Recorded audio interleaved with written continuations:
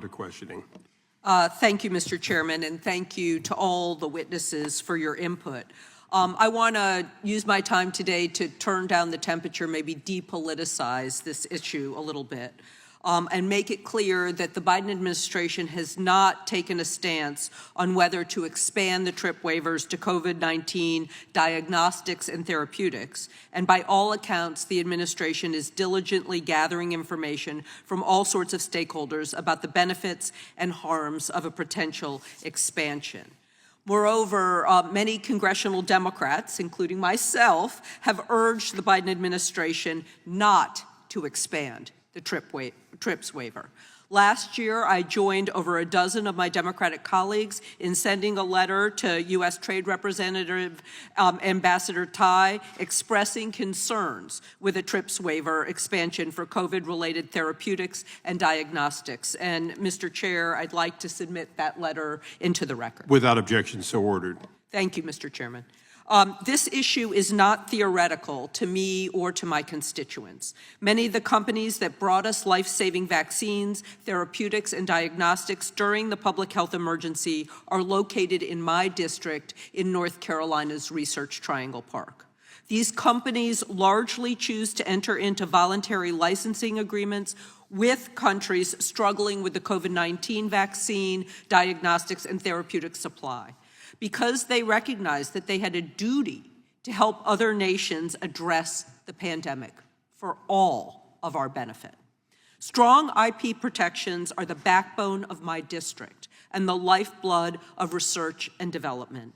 And I've seen this in labs, universities, and other facilities in the biopharmaceutical space. Now the Biden administration and the WHO have ended the COVID-19 public health emergencies, and people worldwide have access to U.S.-developed vaccines, diagnostics, and therapeutics.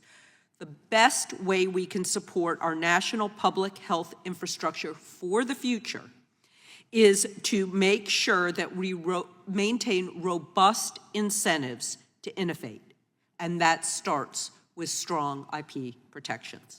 My first question is for all of the witnesses, so it may take up all of the time. American medical innovation led the way during the COVID-19 pandemic as major vaccines and treatments were developed in our country. What IP and trade policies are needed for the United States to remain a leader in the biopharmaceutical innovation space and in research, and encourage making therapeutics and vaccines for emerging viruses to ensure that we are prepared for the next pandemic, which is surely coming, and that we're not reliant on foreign competitors like China. And I'd like to start with Mr. Grescher, and then we can go down the line. Thank you very much. I think your statement's very well expressed. In terms of where do we go from here, I think recognition that emergency actions are sometimes necessary in emergencies, but that they should be limited to emergencies is one principle. The U.S., I think, should feel very good about its support and enforcement of the TRIPS agreement over the years and should continue on that path. We should be careful about expanding a waiver that was designed specifically for vaccines and time-limited and limited in country coverage.